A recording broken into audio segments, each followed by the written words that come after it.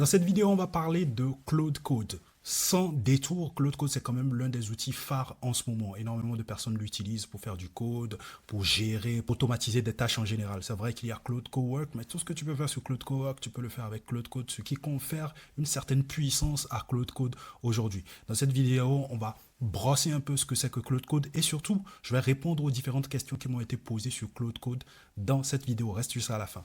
Si tu ne me connais pas et que tu me découvres, moi c'est Mr. OP. J'accompagne les entreprises et les particuliers sur toutes les problématiques liées aux agents IA, à l'automatisation IA, à la data surtout parce qu'aujourd'hui sans data, tous ces systèmes n'existeraient pas. Donc c'est très important de mettre un point d'honneur quand même sur la partie data. J'ai aussi ma communauté School, le lien il est tout simplement en description si tu veux rejoindre cette communauté School où on parle intelligence artificielle.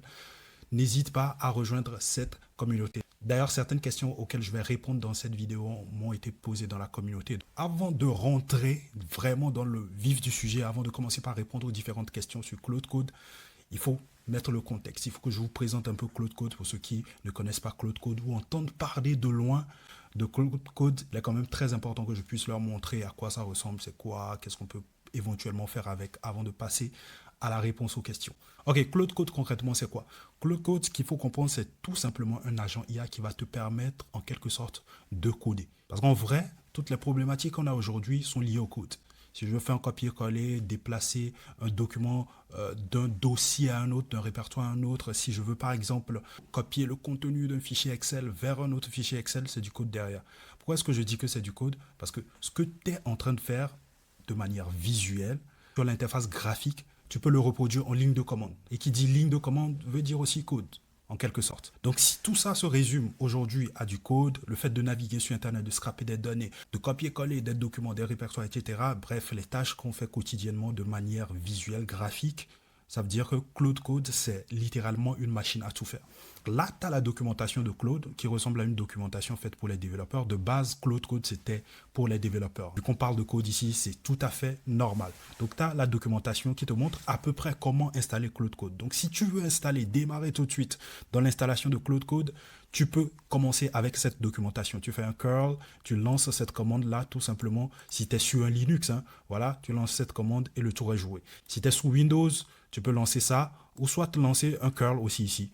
Tout simplement, moi, c'est cette commande que j'ai lancée, si je me rappelle bien. Maintenant, après, pour pouvoir utiliser Claude, il faut te positionner sur le répertoire dans lequel tu vas travailler avec Claude. C'est très important.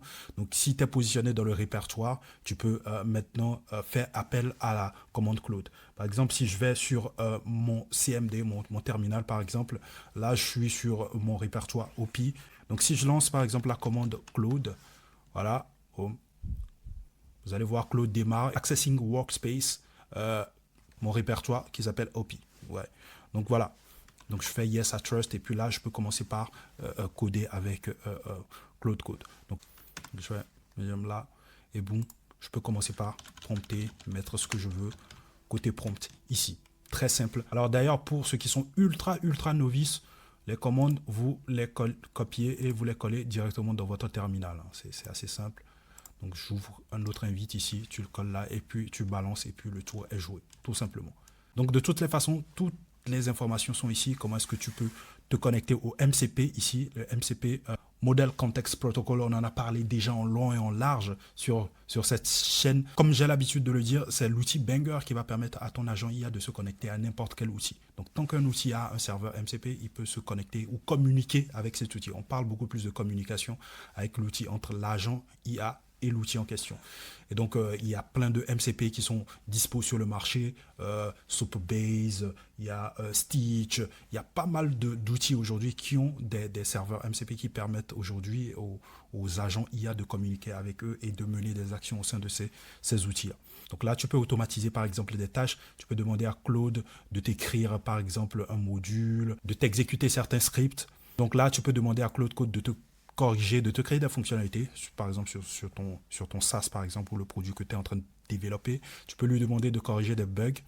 Donc tu peux lui demander aussi de faire des commits aussi ici. Donc au lieu que tu te casses la tête à faire des commits, des changements, des pushes sur GitHub, tu peux donner plein droit à Claude de pouvoir faire ces tâches-là à ta place. Donc si tu es novice, ultra novice vraiment et que tu connais pas GitHub, franchement, et que tu te lances dans l'utilisation de Claude Code, surtout dans la création de SaaS, si tu es ultra novice, il faut que tu mettes un point d'honneur sur GitHub. Franchement, c'est l'un des outils les plus, sinon l'outil le plus utilisé par les devs aujourd'hui pour pouvoir héberger non seulement le code, mais aussi versionner aussi en quelque sorte le code. Ça te permet de travailler avec une certaine fluidité en équipe. C'est que quand tu travailles en équipe, surtout sur du code et qu'il y a des conventions, des règles à suivre, arrivé à un moment, il peut y avoir potentiellement des gars qui peuvent en faire qu'à leur tête et donc ça devient voilà, un brouhaha, ça devient un brouillon, ça devient un bouillon de code. Donc Git est là pour ça, pour un peu standardiser ça et faciliter donc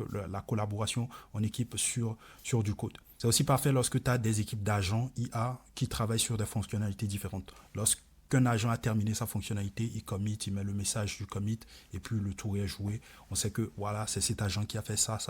On a les détails des modifications qu'il a apportées sur son code. Maintenant, on va valider maintenant le commit avant maintenant de push sur la branche qu'on veut. On a la possibilité de personnaliser des instructions, des skills, ce qu'on appelle ici des compétences, et des hooks. Très important. Et tout ça, ça se fait dans le Claude MD. On va parler un peu plus loin dans le Claude MD parce qu'il y a eu pas mal de questions sur le Claude MD. Que doit contenir exactement le Claude MD? On va y répondre dans la session questions-réponses. Créer des commandes slash personnalisées. Donc, tu peux créer toi-même ta propre commande, hein, ce qui est ultra intéressant ici. Au niveau des hooks, les hooks te permettent tout simplement d'exécuter des commandes shell avant et après des actions de Claude Code. Exemple de hook, je veux traquer ce que fait concrètement Claude Code. Un peu, à quelle heure il a exécuté ce prompt, quel prompt a-t-il exécuté, ce genre de choses, à quelle heure il a terminé la tâche en question. Donc je peux mettre en place des hooks qui vont s'exécuter avant une action, avant une exécution de Claude. On dit, ok, le Claude a démarré cette tâche à, disons, 15h39. Voilà, il a terminé à 15h59. Donc 10 minutes, et après je peux rajouter, je peux récupérer des détails. Donc quel prompt a-t-il exécuté concrètement et quels sont les résultats qui sont sortis de cette instruction. Ça peut être un type de hook qu'on peut mettre en place juste comme ça pour traquer un peu ce que fait Claude Code. Donc ensuite, il y a la partie lancer plusieurs agents Claude Code. Tu peux créer une équipe d'agents qui travaillent pour toi en simultané. Donc normalement, tu as un agent principal qui va coordonner donc les sous-agents. Donc tu as l'agent, le manager, en quelque sorte, ça fonctionne un peu comme une hiérarchie classique dans une entreprise. Tu as le manager, tu as l'équipe du manager. Donc chaque agent a des tâches qui lui sont assignées et donc après, lui, il chapeaute tout ça et puis il te fait un super rapport à la fin. Donc tu peux mettre en place cette hiérarchie. Donc voilà, tu regardes un peu dans ta boîte l'hiérarchisation d'un département en particulier. Quelle est l'hiérarchie, excuse-moi, de département en particulier. Donc je regarde le système de hiérarchie et je le réplique tout simplement sur Claude Code et puis je donne les instructions qu'il faut. On en parlera en long et en large dans une vidéo un peu spéciale. Donc on fera une vidéo spéciale à gens qui pourront en parler en long et en large pour détailler. Donc là, c'est juste pour vous montrer, brosser en gros. Donc, canaliser, scripter, automatiser le CLI, donc ton invite de commande en gros. Hein. Donc tu peux coupler d'autres commandes à la commande Claude pour pouvoir faire plusieurs tâches en simultané. C'est la même philosophie que les commandes de Linux. Hein. Donc il te permet aussi de travailler de n'importe où. Hein. Il n'y a pas que sur le terminal que tu vas retrouver Claude Code. Tu peux retrouver Claude Code sur l'application desktop de Claude. Voilà, là tu as une partie chat et une partie code. Donc si tu veux utiliser Claude Code, tu peux l'utiliser sur cette interface là. Claude Code aussi est disponible sur des IDE, les IDE les plus connus sur le marché comme VS Code, comme Anti-Gravity. Par exemple, si je vais sur par exemple un Anti-Gravity par exemple, boum boum boum, voilà, hop là, donc là tu as Claude Code ici. Tu as mon plugin Claude Code ici qui est présent. Donc tu peux utiliser donc Claude Code au sein d'autres IDE au lieu de l'utiliser forcément sur l'invite de commande qui peut faire peur, surtout pour ceux qui sont non-tech. Parce que voilà, en marketant comme ça, en mode invite de commande, on sait tout de suite que c'est destiné aux développeurs, aux geeks entre guillemets, parce que les non-tech ont très souvent peur du terminal. C'est pour ça qu'il y a à côté le Claude Cowork pour ceux qui sont non-tech, pour pouvoir quand même profiter donc des features des features que peuvent apporter Claude Code en version interface graphique. Donc voilà, brosser un peu ce à quoi sert concrètement Claude Code. Donc là, la documentation, de toute façon, le lien, je te le mets dans la communauté. L'ensemble des ressources que je vais évoquer dans cette vidéo seront dans la communauté. N'hésite pas à rejoindre d'ailleurs au passage. Donc tout est dans la documentation de Claude Code si tu as envie d'en apprendre un peu plus ici. Donc on va pas trop tarder là-dessus. Donc très rapidement, on va passer aux questions. Ok, première question. C'est quoi concrètement Claude Code? Est-ce un agent IA ou juste un chatbot? Je pense que j'ai déjà répondu à cette question dans la partie, dans la petite explication, le petit mini tuto que je vous ai fait là. Donc c'est tout simplement un agent IA qui te permet donc de coder en quelque sorte. C'est un agent IA autonome qui est capable non seulement de coder, mais il suit au fait ce framework. Il planifie, il agit, il observe et il corrige derrière. Donc c'est un agent IA autonome, pas un assistant passif comme un chatbot par exemple. Donc lui, il est beaucoup plus dans l'action. Un chatbot en général, il va être beaucoup plus en mode question-réponse. Je te pose une question, tu me réponds. Je te pose une question, je vais chercher peut-être dans ma base de connaissances et je te réponds derrière. Dans la particularité de Claude Code, c'est vrai que Claude Code, il peut jouer à ce jeu-là, mais il peut aller loin. Ce qui fait sa particularité, c'est le fait qu'il puisse faire des actions, mener des actions. Et ça, c'est grâce à l'écosystème, tout l'écosystème qu'il a autour de lui, les MCP, les plugins, tout ce que tu veux. Ok. Il me dit, bro, Claude Code vient d'oublier tout ce que je viens de lui dire après 10 minutes. Est-ce que c'est normal? Ça, c'est un problème très récurrent qui arrive très souvent lorsque voilà, on vibe code généralement. Il n'y a pas que sur Claude Code, il y a peut-être même sur Open Code, sur Codex même sur Lovable des fois. Tu te rends compte que quand tu débutes un projet et que tu lui donnes des instructions de base, arrivé en milieu de discussion, tu te rends compte que, en général, voilà, arrivé en milieu de discussion, tu te rends compte qu'il a oublié les instructions ou il a oublié certains détails de tes instructions. Je vais t'expliquer pourquoi est-ce qu'il fonctionne comme ça ou c'est quoi la base de ce problème concrètement. Donc on va aller tout simplement là. Donc j'en ai déjà parlé en long en large. Ce que tu dois comprendre, c'est que un agent IA, je vais effacer un peu tout ça, voilà, je parle en même temps que j'écris. Ce que tu dois savoir, c'est qu'un agent IA a ce qu'on appelle une fenêtre contextuelle. Donc, dans cette fenêtre contextuelle, il va regrouper toutes les informations dont il a besoin pour répondre à ta question ou pour résoudre les instructions que tu lui as données. Donc, c'est très important. Donc, il a une fenêtre contextuelle. Et cette fenêtre contextuelle, c'est en termes de tokens. On la mesure en termes de tokens. On va supposer que notre agent IA, lui, il a 128 000 tokens en termes de fenêtre contextuelle. Donc, 128K tokens ici. Et donc, quand tu viens, tu lui dis par exemple « Bonjour, comment tu vas ?» Donc là, tu as le « Bonjour, comment tu vas ?» Lui, il va te répondre tout simplement « Ça va ». Voilà, il te répond juste « Ça va ». On suppose que ça c'est la réponse de l'agent IA. Donc, on le met comme ça. Bon, bonjour, comment tu vas? Ça va. Donc, ces infos sont enregistrées dans la fenêtre contextuelle. Donc, au fur et à mesure que tu discutes avec l'agent IA, boum, il engorge de l'information. C'est comme un espace de stockage. Donc, au fur et à mesure que tu rajoutes des fichiers, des éléments, des datas, l'espace de stockage se remplit progressivement. C'est exactement le même principe ici. Donc, boum, tu parles. Arrivé à un moment, ça va commencer par déborder. On suppose que tu continues par parler. Oh, là, ça commence par déborder. On est en train de dépasser les 128 000 tokens là. Tu vois? Donc, ce qu'il va faire, c'est que il va mettre en place un mécanisme qu'on appelle la compaction de token. Donc, c'est en quelque sorte compresser le token pour que les nouvelles informations que tu lui envoies soient contenues dans le contexte, dans le cadre du contexte. Donc, c'est-à-dire qu'il va venir là, il fait de la compaction, on prend ça, on suppose que ça, ce sont les nouvelles informations que tu donnes au chatbot. Lui, ce qu'il va faire, il va compresser donc les données du passé, les données les moins récentes, pour pouvoir donner de la place aux nouvelles informations que tu lui donnes. Donc, pour compacter cela, il va faire un résumé de la discussion qu'il veut compresser, on va dire. Donc ça, boum, il fait un résumé et le stocke un peu quelque part. Il le stocke au début comme ça. Boum, on va supposer que ça, c'est le résumé. Je vais changer de couleur pour le résumé. On va mettre du vert. Voilà. On va dire que le vert, c'est pour le résumé. Donc ça, c'est le résumé et ça, c'est le reste de la conversation. Donc, Quand il y a compaction de tokens ici, il y a perte d'informations. C'est-à-dire, c'est vrai, il a résumé l'ensemble des informations, mais qui dit résumé veut dire moins de détails. Donc le résumé ne rentre pas dans le détail. On dit souvent le diable se trouve dans les, dans les détails, mais la perfection de ton application va se trouver dans les détails que tu vas fournir à l'agent IA. Et les détails qui manquent ici deviennent littéralement un handicap pour la suite de la conversation pour l'agent IA. Vu qu'il y a des détails qui manquent, il va commencer par naviguer un peu comme il veut. Parce qu'avant, ce qui le cadrait un peu, c'était les détails que tu avais mis dans ton instruction de base. Donc c'est ce qui se passe généralement quand tu commences par coder, chatter avec un agent IA. Donc c'est ce phénomène-là qui se passe. Compaction de données, fenêtre de contexte. Donc il faut garder tout ça en tête. Et donc comment faire pour pallier à cela? C'est quoi la solution? C'est vrai que c'est un problème ici, mais c'est quoi concrètement la solution?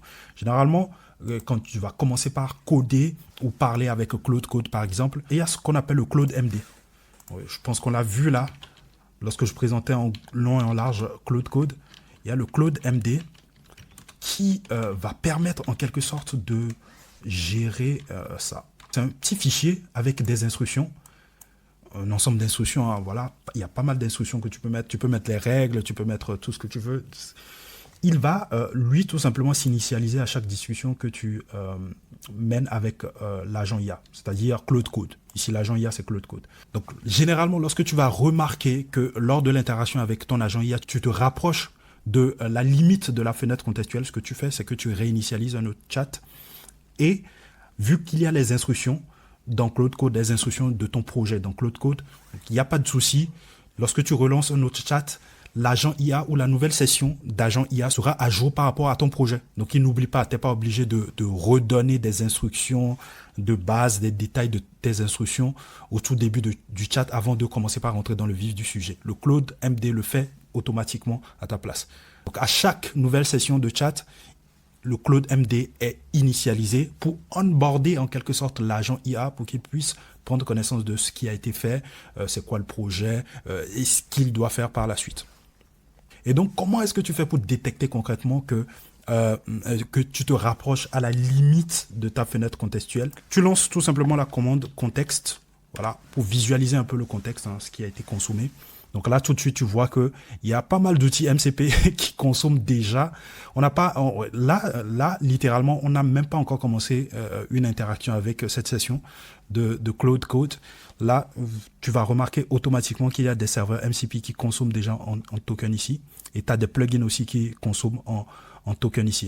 Et donc, tu peux évaluer en quelque sorte, voilà, à combien de pourcentage t'es de la limite de la fenêtre contextuelle. Ici, on est à 200K.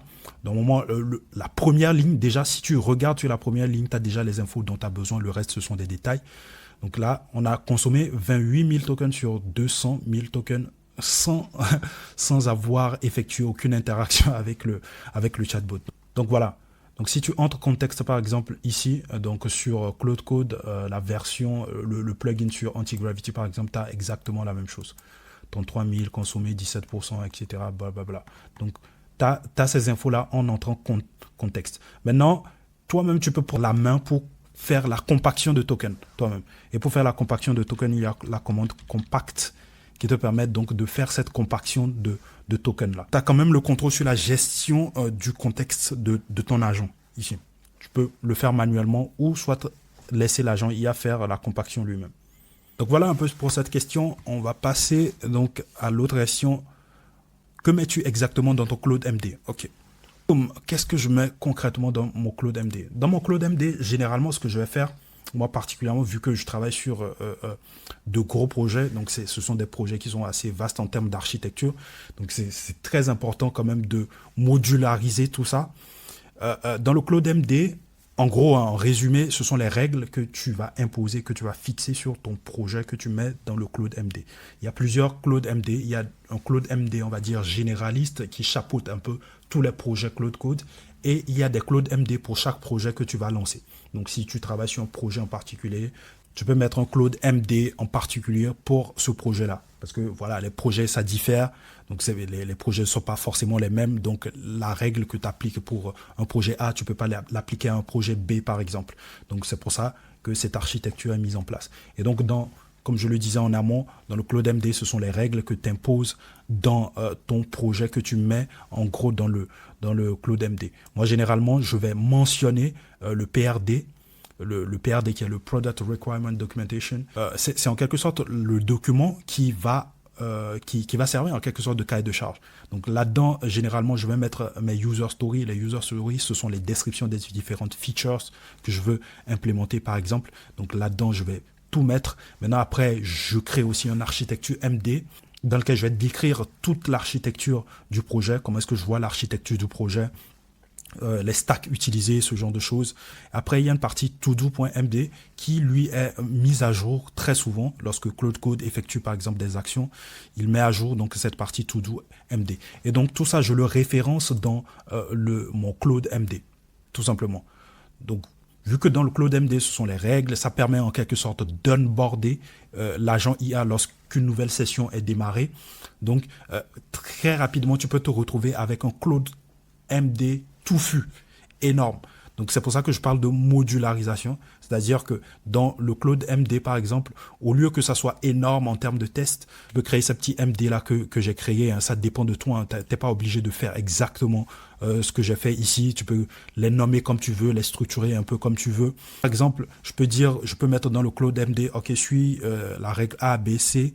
Maintenant, si tu as besoin d'avoir les différentes user stories de mon produit, par exemple, va regarder dans prd.md. Donc, je fais appel à prd.md, ce qui m'exemple du fait de réécrire un peu tout ce que j'ai mis dans le prd.md dans Claude MD. Donc là, c'est beaucoup plus facile. Donc, si j'ai envie de modifier des éléments dans l'architecture, je sais que je vais dans le fichier architecture.md pour modifier tous ces éléments-là.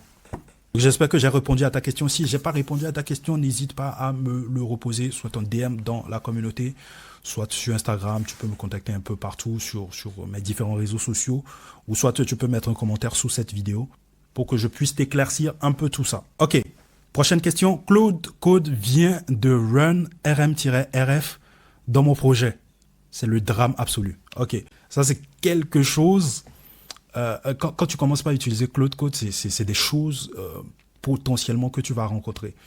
Au début, je l'ai dit, Claude Code, c'est un agent IA qui te permet d'exécuter du code. Et vu que tout ce qu'on fait aujourd'hui est relié au code, en quelque sorte, si tu lui demandes par exemple de copier-coller quelque chose dans un répertoire, il va exécuter une commande. Il ne va pas le faire de manière graphique, un peu comme toi. Il va exécuter des commandes, qui dit commande dit entre guillemets code en quelque sorte. Et donc il y a des commandes qui sont dangereuses, comme le rm-rf. Juste pour vous expliquer un peu c'est quoi le rm-rf. rm signifie tout simplement remove. Donc ceux qui utilisent Linux, ils connaissent bien la commande. Remove, le tiret R ici signifie recursive et le F ici veut dire force. Ça veut dire que je force en quelque sorte l'exécution de cette commande-là. Et donc ça, c'est ultra dangereux. Et ça, c'est dangereux surtout si tu es sur le répertoire racine de ta machine. Sous Linux, c'est le slash, le répertoire racine. Donc ça peut être ultra dangereux. Ça veut dire que tu lui dis en quelque sorte de tout supprimer. Supprime-moi les documents, les sous-répertoires, les sous-répertoires. Bref, supprime-moi tout. Et ça, c'est hyper dangereux. Qui dit agent IA aussi dit aussi hallucination. Il peut se tromper sur les commandes aussi à exécuter. Donc, peut exécuter par erreur aussi des commandes dangereuses, très très dangereuses. Donc l'alternative à ça, c'est d'abord Claude MD. Dans le Claude MD, comme je l'ai dit, c'est les règles, c'est les différentes informations qui permettent en quelque sorte d'onboarder l'agent IA. Et donc, dans le Claude MD, ce que tu peux tout simplement mettre en place, tu peux mettre en place des règles sur les commandes à éviter, les commandes à ne pas exécuter. Donc, tu mets dans le Claude MD, n'exécute sous aucun prétexte telle commande, y compris donc le rm-rf, le rm-rf. Donc, tu peux mettre en place ces instructions-là dans le Claude MD, comme ça, Claude n'exécute pas cette commande. Maintenant, il y a une autre option qui est assez intéressante que moi j'utilise. vraiment, et que tu peux même utiliser sur ton, par exemple, OpenClaw. Tu vois, OpenClaw est sorti, il y a cette problématique liée donc à la sécurité de OpenClaw, vu que c'est un projet qui a été vibe-codé, qui dit vibe-code veut dire aussi problème, faille de sécurité. Bref, c'est juste pour vous emmener vers la partie Docker Sandbox. Donc, ce qu'on va faire, c'est qu'on va dockeriser en quelque sorte Claude Code. Docker, c'est tout simplement un outil qui va te permettre de containeriser des applications. Et donc ici, notre objectif, ça sera de containeriser notre application. Genre, juste pour expliquer de manière imagée, je suis dans cette pièce, on amène un conteneur. Maintenant, j'ai par exemple, je sais pas, un outil, voilà un aspirateur. Voilà, j'ai un aspirateur par exemple. Je mets l'aspirateur dans le conteneur. L'aspirateur, lui, il va un aspirateur automatique, hein, un bot, hein, un aspirateur automatique qui travaille tout seul, qui voilà, move tout seul en quelque sorte. Donc, si je laisse l'aspirateur dans l'endroit où je suis actuellement, l'aspirateur il va se mettre à aspirer donc, tout l'espace, toute la superficie de l'endroit où je suis. Mais si je mets l'aspirateur dans un petit conteneur ou dans un petit boîtier, par exemple, il ne va travailler que dans le périmètre du petit boîtier. Et donc, c'est ce qu'on veut. On veut mettre en place un Claude Code qui puisse travailler dans un certain périmètre sécurisé qu'on lui aura assigné pour qu'il n'affecte pas, nous, notre système à nous, notre environnement, notre système de fichiers, tout ça. Ouais. Donc, c'est ça l'objectif ici du Docker Sandbox. Et c'est pour ça que je fais aussi le parallèle aussi avec CloudBot, parce que tu peux utiliser aussi Docker, y installer CloudBot sur ta machine à toi sans qu'il ne puisse affecter ton système de fichiers. Donc, une fois que tu as dockerisé en quelque sorte ton CloudBot, tu peux exécuter sans problème cette commande, le Claude-dangerously skip permission. C'est généralement l'une des commandes qu'on va lancer sur Claude Code parce que cette commande exempte Claude Code de nous demander à chaque fois la permission avant d'effectuer une action, ce genre de choses. Et nous, ce qu'on veut, on veut un agent IA qui soit autonome, pas un agent IA qui, à chaque fois, vient nous demander la permission pour X, Y. Non, on veut que tu sois autonome, on veut te donner une tâche, que tu la fasses pendant 30 minutes, après on revient te voir, tu nous fais le rapport de cette tâche. En gros, c'est ce qu'on veut. On ne veut pas qu'à chaque minute, tu te demandes la permission et tant que tu n'as pas la permission, tu es bloqué sur une tâche en particulier. Donc, c'est pour ça que très souvent, on est tenté d'exécuter cette commande-là. Et c'est certainement cette commande-là aussi qui a permis aussi l'exécution de cette vilaine ou dangereuse commande ici. Donc là, à l'intérieur du Docker, tu peux exécuter cela sans souci. Donc c'est un environnement totalement vierge. Il peut faire tout ce qu'il veut, il peut gaffer comme il veut, etc. Donc c'est ce que je préconise. Alors comment est-ce que tu mets tout ça en place? Donc déjà, numéro 1, il faut avoir Docker. C'est très important.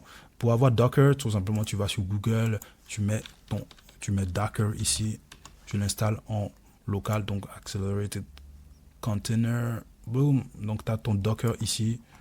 Tu peux download Docker for desktop, ici tu choisis, voilà, ce qui est lié à ton système d'exploitation. Le tour est joué, moi c'est Windows.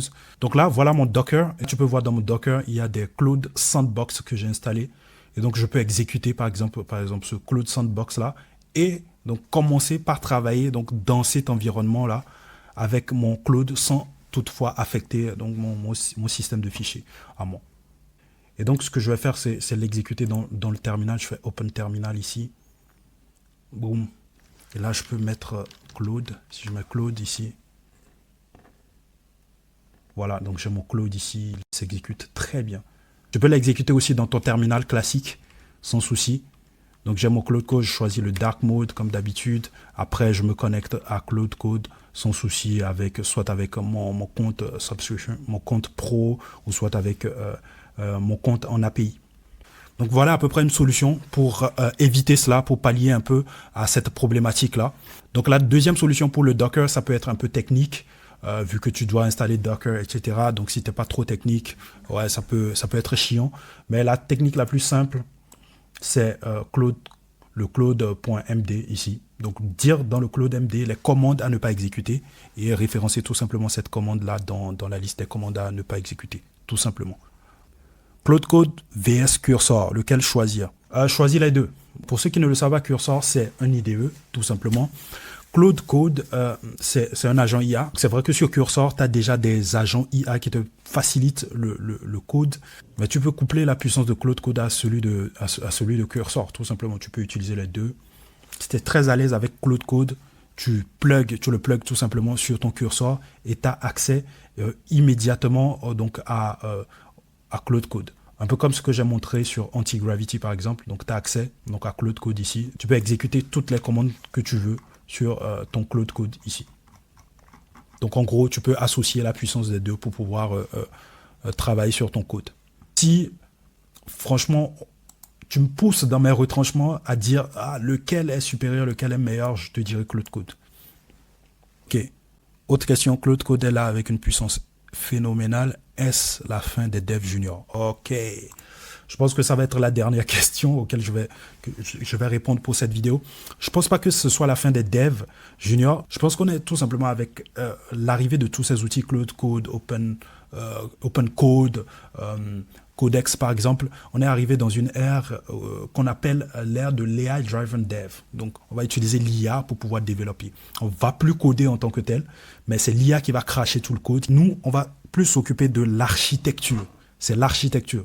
Donc c'est plus ça le skills ou la compétence à avoir aujourd'hui, je pense, en tant que dev, ou la compétence sur laquelle il faut se focaliser. On devient littéralement des architectes et des managers d'agents IA. Il faut comprendre comment est-ce que ces agents IA fonctionnent en détail. Hein. Voilà, comment est-ce que les contextes fonctionnent, comment est-ce que les skills fonctionnent, c'est quoi concrètement, comment est-ce que les skills sont chargés, ce sont les en-têtes des skills qui sont chargés premièrement, et ensuite, lorsqu'on donne une instruction par exemple à l'agent IA va dérouler le contenu du skills en question. Donc il faut comprendre un peu tout cet écosystème-là en tant que dev. C'est vers ça que les devs juniors devraient aller, et je pense que tout naturellement, ils iront vers là, parce que ces outils-là, ce sont des outils en termes de productivité, tu fais x10, hein, en termes de productivité, surtout si tu as mis en place les bonnes architectures, les bons skills, les bonnes instructions, ça passe crème. Ce qu'il faut comprendre ici, c'est que vu que ces outils te permettent d'avancer assez rapidement, les exigences qu'on a envers les devs juniors, qu'on avait envers les devs juniors, ne seront plus les mêmes que maintenant avec ces outils. En termes de productivité surtout, quoi. En termes de productivité, délivrabilité de features, ce genre de choses, il y aura beaucoup plus d'exigences. Mais je pense que les devs juniors seront beaucoup plus en mode, ouais, comment est-ce que j'organise l'agent IA, comment est-ce que je structure les instructions, ce genre de choses. Donc ça sera plus orienté vers ça. Je ne pense pas que ce soit la fin des devs juniors, c'est une transformation, c'est une mutation en quelque sorte des devs juniors. Donc voilà tout pour aujourd'hui. J'espère que j'ai répondu à toutes vos questions avec clarté, à toutes les questions qui m'ont été posées. J'ai tout simplement sélectionné les questions types qui revenaient assez souvent pour y répondre. Donc j'espère que j'ai répondu avec clarté, comme je le disais en amont. Si tu as besoin d'avoir accès aux différentes ressources, les schémas que j'ai fait dans cette vidéo pour t'expliquer un peu tout ça, tu peux rejoindre la communauté. Le lien, il est tout simplement en description. C'était Mr. Hoppy. Prenez soin de vous. Peace.